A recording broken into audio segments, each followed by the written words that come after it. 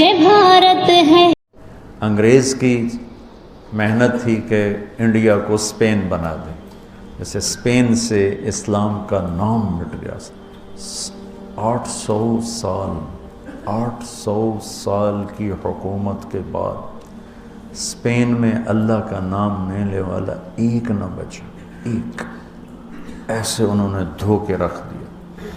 اور وہ قرطبہ کی جامع مسجد جہاں علامہ قرطبی جیسے بیٹھ کے تفسیر بیان کیا کرتے تھے، وہ ساری گرجا بنی پڑی، ساری صرف محراب کے پاس تھوڑی سی جگہ انہوں نے سے کور کی ہوئی ہے، بس اتنی جتنی یہ 2 پلر ہیں، تو ایسے کر کے انہوں نے باڑ لگا دی ہے۔ وہ محراب اپنی اصل جگہ میں بالکل درمیان میں انہوں نے گرجا بنا دیا، بت رکھے ہوئے ہیں، تصویریں ہیں، مسجد کے در و دیوار روتے ہیں، نوحہ گناہ ہے کہ ہائے مسجد مرثیہ خواہ ہیں کہ نمازی نہ رہے۔ مرثیہ تو مسجد قرطبہ کا میں دیکھ کر آیا ہوں۔ تو انگریز کی یہ محنت تھی کہ یہاں سے دھو دیا جائے اسلام کو۔ اللہ علماء دیوبند کے درجات بلند فرمائے۔ 1864 میں پہلے یہ حضرات جنگ آزادی میں شریک ہوئے، اور شاملی جہاں علماء دیوبند نے جہاد کیا، حافظ ضامن شہید ہوئے اور کوئی بڑے بڑے شہید ہوئے، کچھ بچ گئے۔ وہ شاملی اب ایک بہت بڑا قصبہ بن چکا ہے۔ میں 89 میں وہاں گیا تھا، تو جب سیاسی طور پر پوری مات کھا گئے اور قوت ہاتھ سے نکل گئی، کیونکہ اپنے ہی جب غیر بن جائیں، کسی کی غداری سے ملک نہیں ڈوبتا، کسی ایک کی غداری سے۔ وہ ایک دیگ کا چاول ہوتا ہے، سارے ہی بگڑ چکے ہوتے ہیں، تب تباہی آتی ہے، تب غداری بھی اپنی قوت دکھاتی ہے، ورنہ ایک آدھ کی غداری سے قوم ہو تو اس سے کچھ نہیں ہوتا ہے۔ تو ذرا میر جعفر نہیں، سارے اسی کا شکارہ بن، میر صادق نہیں، سب ایسے ہو چکے تھے۔ تو وہ جنگ آزادی اپنوں ہی کا شکار ہو گئی۔ ایک رجب علی تھا، ایک نجف خان تھا، ایک الہی بخش تھا، ایک شجاع الدولہ تھا۔ یہ لوگ تھے جنہوں نے دلی کا راستہ صاف کیا انگریز کے لیے، تو اپنے ہی تھے۔ اس کے بدلے میں رجب علی کو انہوں نے اتنا سونا دیا کہ اس نے امبالے میں پورا ایک فوارہ سونے کا بنایا جس میں شراب نکلتی تھی۔ وہ کمبخت شام کو بیٹھ کے شراب پیتا تھا اپنے ساتھیوں کے ساتھ، کہ وہ پانی کی وجہ وہ شراب نکلتی تھی۔ تو اس طرح جب قوم ڈوبتی ہے، اس کے افرادوں کے ضمیر بک جاتے ہیں، تو پھر ملاح کشتی کے پھٹے ٹوٹ جائیں تو ملاح کہاں پار لگائے گا اسے؟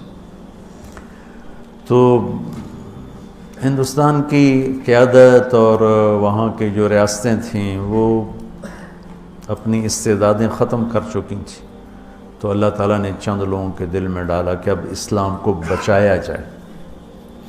اب پھیلانے کی بجائے بچانے کا فکر تھا۔ تو 1864 میں مولانا قاسم صاحب نانوتوی رحمۃ اللہ تعالیٰ علیہ نے دیوبند میں ایک چھپر ڈالا،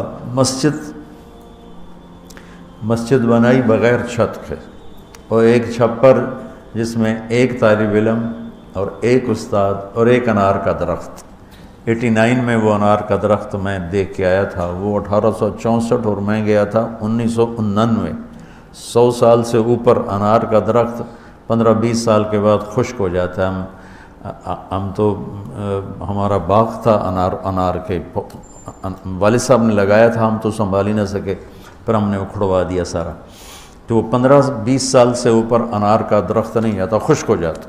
تو اس انار کو 100 سال سے اوپر ہو چکا تھا اور وہ سر سبز کھڑا ہوا تھا۔ چھتے والی مسجد کہتے ہیں جہاں وہ مولانا سید خان صاحب، میں اور کچھ اور ان کے ساتھی، ہم وہاں دیوبند گئے تھے، تو وہاں وہ انار کا درخت دیکھا تھا تھوڑا سا۔ اور بعد میں پتہ نہیں کس کے دل میں آیا کہ یہ تو لوگ اس کی اب وہ کوئی عقیدت میں پتے لے رہا ہے، کوئی کچھ لے رہا ہے، انہوں نے کاٹ کے پھینک دیا۔ میرے جی میں تھا کاٹتے نہیں، ویسے اس کی حفاظت رکھتے تھے، ایک تاریخی چیز ہوتی، یادگار ہوتی، جب تک کھڑا رہتا۔ اتنا غلوب بھی ٹھیک نہیں ہے۔ تو 1864 میں استاد کا نام محمود احمد اور شاگرد کا نام محمود الحسن، اور کسی کو نہیں پتا کہ کتنی بڑی تاریخ بننے والی ہے۔ مولانا ظفر علی خان رحمۃ اللہ علیہ بہت بڑے شاعر گزرے ہیں، زمیندار اخبار نکالتے تھے، ان کا شعر ہے: شاد بادو شاد زی اے سرزمین دیوبند، ہند میں تو نے کیا اسلام کا جھنڈا بلند۔ ہندوستان تو بدعات اور رسومات اور جہالت علم سے مناسبت ہی کوئی نہیں تھی۔ سب پیروں فقیروں، جو جاہل پیر فقیر تو ہمارا سرمایہ ہیں، پر جو صحیح ہوں، لیکن وہ جاہلوں سے جڑے ہوئے تھے۔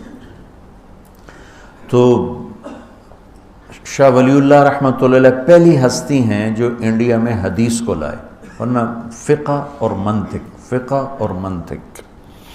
مجھے آج تک سمجھ میں نہیں آیا کہ منطق کی ضرورت کیا ہے علم دین کے اندر، مجھے نہیں سمجھ میں آیا۔ یا لیت شعری، کوئی مجھے سمجھا دے۔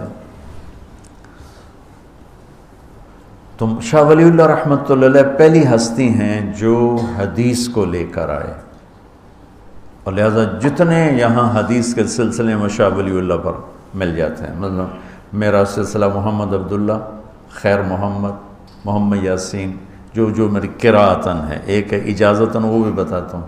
محمد یاسین، محمود الحسن جن کو شیخ الہند کہتے ہیں، محمد قاسم، عبد الغنی، محمد اسحاق، عبدالعزیز، شاہ ولی اللہ، اور جو میری اجازتاً ہے وہ عزیر گل، محمود الحسن۔ اس طرح 3 واسطے بیچ میں نکل جاتے ہیں، میرے نصیب میں تھا عالی سند ہونا۔ عزیر گل، محمود الحسن، محمد قاسم، عبد الغنی، محمد اسحاق، عبدالعزیز، شاہ ولی اللہ۔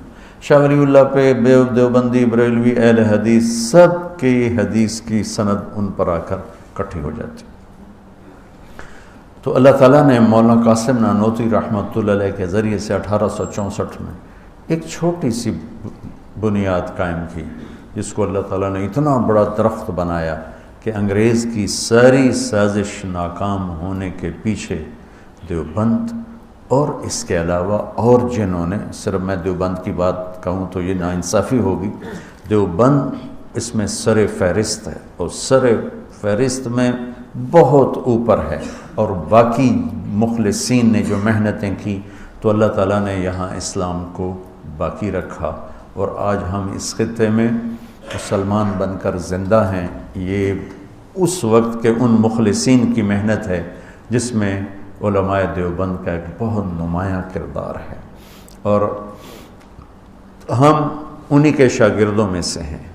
اہل السنت والجماعت کی ترجمانی جو انہوں نے فرمائی اور کی، ہم اس کو زیادہ صحیح کہتے ہیں، اور باقی سب کا احترام کرتے ہیں، سب کو عزت دیتے ہیں، سب کے لیے اچھے جذبات رکھتے ہیں، کسی کے لیے نفرت، کسی کے لیے کفر کے دعوے کرنے سے ہم بیزار ہیں اور بری الذمہ ہیں۔ تو شیخ الہند رحمۃ اللہ علیہ کی میں بات آپ کو سنا رہا تھا، یہ پہلے استاد بنے، پہلے شاگرد بنے، پھر پہلے استاد بنے، پھر یہ شیخ الحدیث بنے۔ یہ مالٹا میں قید ہوئے تو وہاں سے واپس آئے تو فرمایا کہ 3 سال میں نے غور کیا ہے کہ امت کے زوال کے 2 سبب ہیں، ایک قرآن سے دوری اور ایک آپس کے لڑائی جھگڑے اور اختلاف۔ تو میری اب بقایا جو زندگی ہے، میں قرآن کی تعلیم کو عام کروں گا اور امت کو امت بناؤں گا۔ یہ محمود تو دیوبندیت کا پیغام ہے کہ امت امت بنے، لیکن ہم ہی اگر فرقہ واریت کو ہوا دینے لگ گئے تو پھر حق گوئی کہاں رہ گئی اور امت بنا کہاں رہ گیا؟